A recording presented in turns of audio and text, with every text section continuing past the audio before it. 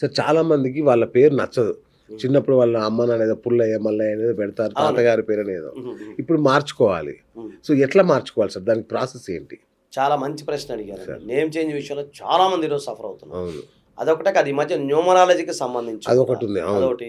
అవును. ఆ న్యూమరాలజీ గాని అవును. కొంతమందికి పేరు నచ్చదు. అవును. కొంతమందికి ఇప్పుడు ఎగ్జాంపుల్ ఏంటంటే అంతకుముందు నేను 'చంద్రముఖి' అని ఒక అమ్మాయిది నేమ్ చేంజ్ మార్చా. హ్మ్. ఆ అమ్మాయి సినిమా వచ్చినప్పుడు అమ్మాయి వయసు 8 ఇయర్స్. అచ్చా! ఆ సినిమా వచ్చిన తర్వాత అందరూ అమ్మాయిని "ఏయ్! చంద్రముఖి, చంద్రముఖి" అవును. అని చాలా ఇన్ఫాటిక్ కాంప్లెక్స్ ఆ! గురయ్యేవారు. ఆ! సో, అలాంటివి గాని మీరన్నట్టు ఎల్లయ్య, పుల్లయ్య, మల్లయ్య అవును. తాతల పేర్లు, తండ్రుల అవును. పేర్లు చాలా ఉంటాయి. పెంటయ్య అని పెట్టినోళ్ళు కూడా ఉన్నారు. ఆ అవును. పేర్లు అయ్యో! కూడా ఉన్నాయి. మా ఆ! ఫ్రెండ్సే ఉన్నారు. ఆ!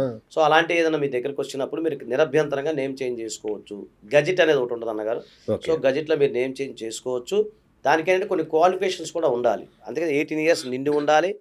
అలాగే మీరు భారతీయ పౌరులై ఉండాలి. మీ పైన ఎలాంటి క్రిమినల్ కేసులు నమోదై ఉండకూడదు. ఓకే. సో, మీకు గెజిట్ ఏంటంటే ఇంకోటి చాలామంది అనుకుంటారు సర్టిఫికేట్‌లో నేమ్ చేంజ్. సర్టిఫికేట్‌లో నేమ్ చేంజ్ కాదు. సర్టిఫికేట్‌లో మీ పాత పేరు అలాగే ఉంటది.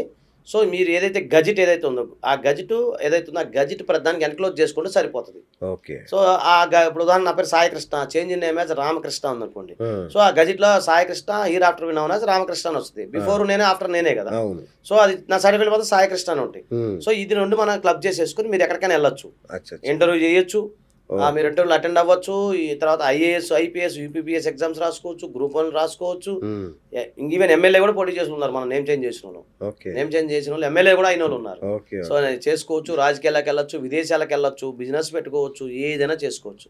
మీరు క్రిస్టల్ క్లియర్‌గా ఎలాగా భయపడాల్సిన అవసరం లేదు. వన్స్ మీరు గెజిట్‌లో నేమ్ చేంజ్ చేసుకుంటే ఆటోమేటిక్‌గా మీరు జీవితకాలంలో హ్యాపీగా ఉండొచ్చండి. టెన్షన్ పడాల్సిన అవసరం లేదు. ఓహ్! చాలా విలువైన విషయం sir. Thank you so much.